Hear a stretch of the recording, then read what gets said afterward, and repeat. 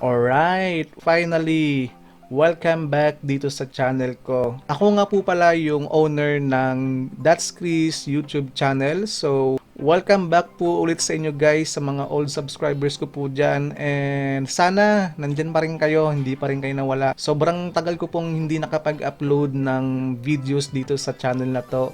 Dahil nga guys, kung matatandaan nyo, nahack nga po itong YouTube account ko somewhere March this year. So, ilang months din na naka-floating lang tong channel na to. Actually, parang dead na nga yata itong channel ko. Pero yun nga guys, pinilit ko pa rin i-recover siya.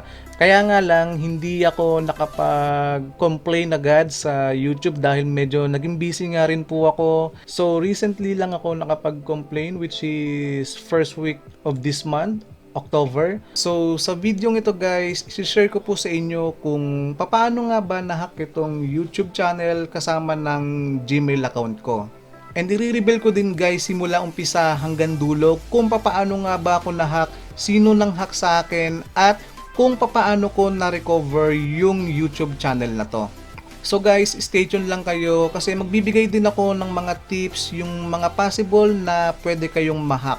So kung ikaw po ay isang YouTuber din o content creator na gaya ko, panoorin nyo po ang video na to hanggang dulo kasi sobrang napaka-importante po nito para maiwasan nyo po yung nangyari sa akin. So guys, ito na yung matagal na hinahanap nyong kasagutan kung papaano nga ba kayo posibleng mahack at kung papaano nyo ma-recover ang inyong YouTube account at kung papaano nyo rin po makontak ang YouTube support team.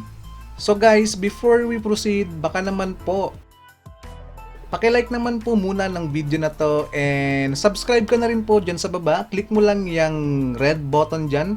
Click mo na rin po yung notification bell para ma-notified po kayo sa mga next upload ko. Okay, dito na nagumpisa yung pag-approach ng hacker sa akin. So, sa umpisa, ang ginawa nitong hacker na to is nag-email po sa akin. Bali, nagpanggap po siya na company na magpapa-advertise ng product nila. So, ayan guys, makita nyo yung email sa akin. Ako naman, in-entertain ko itong taong ito. Nag-reply po ako dyan. Okay, hanggang sa nagkaroon kami dito ng deal and ito, sinabi nga nitong representative nito ng company ko, no? So, ayan, may kita nyo dito guys. Ayan, so, sino ba namang hihindi dito sa offer nitong taong ito na o-offeran ka ng $600 for 60 seconds of advertising or promotion of their product.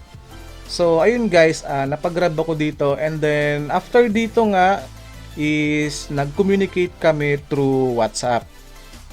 Alright guys, so dito na po nag-proceed yung communication namin nitong hacker na to through WhatsApp. So dito guys, ayan kung makikita nyo, nag-approach ulit yung hacker.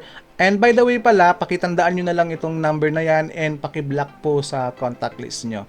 Okay? So dito guys, ayan, nagbigay siya ng mga information about sa services na gusto niyang ipa-promote sana. And then yun, nagbigay siya rito ng link, nag-send po siya ng link. Binigyan niya ako ng instruction na i-download yung application, kung paano siya gamitin, and kung saan ako pupunta. So dito, pakita ko lang sa inyo yung isang screenshot. So ayan guys, yan, sinend niyang hacker na yan yung gagawin ko, yan yung binigay niyang instruction. So ako naman, dun sa link na sinend niya, i-download ko, sinundan ko lang ang instruction niya. Pero dito na pumasok yung pagka-curious ko kasi nung tinry ko nang i-download and then nirun ko yung application, walang lumalabas na kahit ano, wala man lang nag-pop up. So bali ang nangyari muna is na-detect muna ng Windows system ko na untrusted po yung tinatry kong i-run na application. And then after nun nga, bumalik ako sa kanya na kung normal lang ba yung application din na walang pangalan ng application service nila or nang walang pangalan ng company nila. So na-curious din ako doon. And then yun nga, pero tinuloy ko pa rin, pinroceed ko pa rin, and then tinry ko pa rin siyang i-download and then yun nga, boom, biglang Sa umpisa, hindi ko pa siya na-realize na nahack na pala ako kasi nga wala man lang lumabas na kahit ano, walang nag-pop up nung nirang ko po yung application. So walang nag-pop up ng kahit ano. And then yun nga guys, after one day, kinabukasan, pagising ko sa umaga, nagulat na lang ako may bago ng video na uploaded dun sa my channel ko. Which is, hindi po ako nag-upload dun and ang nangyari din, pinalitan po yung pangalan ng channel ko. So, pinalitan niya ng Tesla Podcast. Pagkatapos nun, dun na po ako nagulantang. So, iniisip ko kung bakit ako nahack. Ngayon, naalala ko nga ito, yung nag-chat sa akin na gustong magpa-promote. Tapos, na-realize ko yung application na pinadownload niya and niran ko.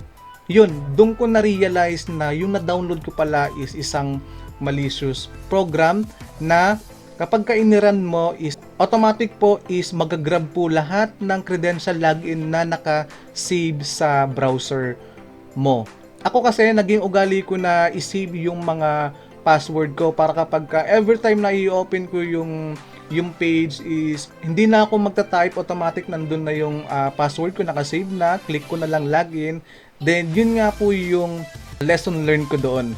Ang laki talaga ng pagkakamali ko rito kung bakit ako nahulog sa hacker neto. Kasi unang-una, yung mali ko rito is hindi ko inisip na yung offer nito sobrang napakalaki. Yun nga, na mapapa-oo ka talaga. Biruin mo $600 in 60 seconds ng pag-promote mo. 'Di ba? Sino ba namang hindi makakahindi niyan? Next is, sinendan niya ako ng link na hindi ko muna i-check kung may virus ba or wala. By the way, pwede kayong mag-check guys sa virustotal.com. Pwede nyo pong i-check yung file, yung folder, or yung link kung meron bang lamang virus yan or any malicious program na naka-attach dyan. So, pwede nyo pong ma-check yun. Punta lang kayo sa virustotal.com. Ilalagay ko na lang po yung link nyan dyan sa may description. Tapos, yung pangatlo dito guys is, ayun nga, syempre naging habit ko yung pagsisave ng password ko sa mga browser, sa mga page na sa mga website na mga binivisit ko. And then, fourth is, yung naging mali ko rin dito sa Gmail account ko, hindi ko nalagyan ng two-factor authenticator. Kaya doon na talaga na fully access nitong hacker nito yung Gmail ko. Swerte na lang din ako kasi iba po yung ginamit kong email sa Google AdSense ko. So, kumbaga yung email ng YouTube account ko is different po sa my Google AdSense. So, yun nga guys, yung mga apat na mistakes ko kung bakit ako na-hack dito. Then, yun din yung mga possible na pwede kayong ma-hack. So, yun nga guys, kung may magpapapromote man sa inyo na obvious yung laki ng ibabayad, make sure na i-double check nyo muna. Double check nyo muna, tignan nyo muna, i-legit check nyo muna yung company. Tapos, mas okay nga kung meron kayong isang computer para dun nyo i-try yung link, dun nyo i-open, or dun kayo maglagay na, or dun kayo mag-try mag-download ng application. Okay? And then, yun nga, yung sinabi ko na website, kung saan pwede kayong mag-check ng mga file or link kung may virus ba, which is yung virustotal.com. Alright? Tapos, lagi nyo pong i-secure yung mga accounts nyo. Lagi nyo pong i-turn on talaga yung two-factor authenticator. Napaka-importante po niyan. Tapos, make sure na maglagay po kayo ng more than 2 recovery email. Napaka-importante din po niyan. So ngayon guys, ipapakita ko naman sa inyo yung mga steps kung anong ginawa ko para na-recover ko yung YouTube account ko at yung Gmail account ko. Alright guys, so unang step na ginawa ko is nagpunta po ako dito sa support.google.com, dito sa my YouTube help, sa my help center. So dito, scroll down nyo lang sa pinakababa and click nyo lang yung Ask the Help Community. Then after nyan, magpo-post po kayo na yun nga, yung YouTube account nyo was hacked, ganyan-ganyan. So katulad nitong ginawa ko. So ayan, so ang ginawa ko nun is nag-post ako, my YouTube account or my YouTube channel was hacked. Then ayan, pinrovide ko dito yung YouTube channel ko. And sinabi ko rito kung paano ako na-hack. And then dito in-indicate ko rin kung ilan yung current subscribers ko. So dito naghintay lang ako na may mag-reply kasi ang ginawa ko naman dito guys is ni-research ko yung katulad ng concern ko. And then may nakita ko rito na may mga admin dito na nagre-reply na nag-accommodate sa mga concern nyo or sa issues nyo. So ayun nga guys, kung makikita nyo rito, may nag-reply po dito sa post ko. And unang reply niya sa akin is ito po.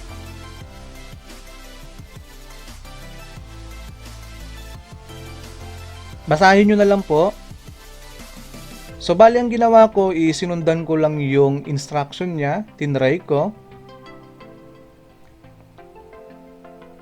Ayan, so medyo natagalan pa rito ng mga ilang days lang, mga 4 days yata, inabot ako nito sa paghihintay ng reply niya, ng response niya.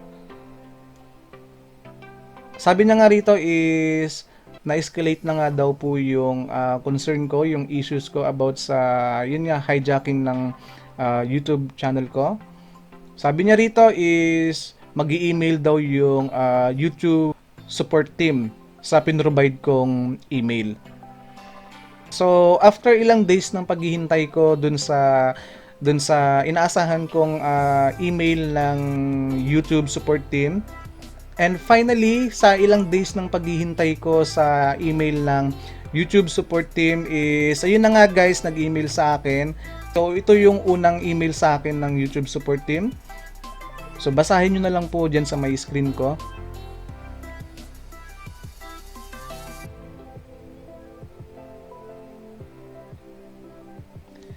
Ayan. And then, yun nga. So, ito po yung ni-reply ko rito.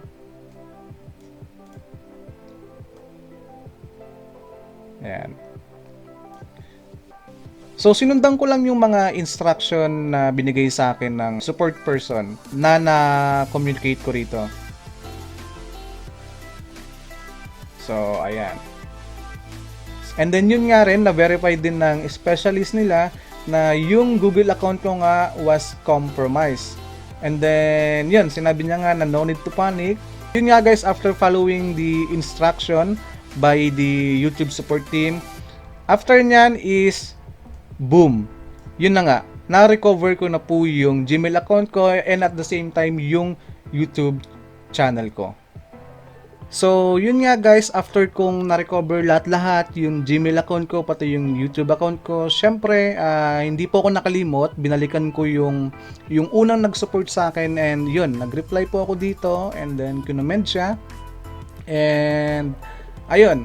So, yun guys, sana nakatulong sa inyo yung video na to, and huwag nyong kalimutan guys na i-share nyo itong video na to kung may kakilala kayong na-hack yung account, or kung ikaw man mismo na na-hack yung YouTube account mo, huwag kang mawalan ng pag-asa. Sundin mo lang po yung mga steps or yung mga instruction na pinakita ko dito sa video na to, and eventually guys is marirecover nyo po yung YouTube channel nyo.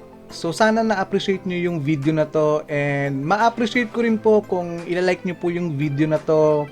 Paki-share na rin po sa mga kakilala nyo, and don't forget guys to subscribe. Click mo na rin po yung notification bell para pag may mga bago akong upload is ma-notified kayo agad. Peace!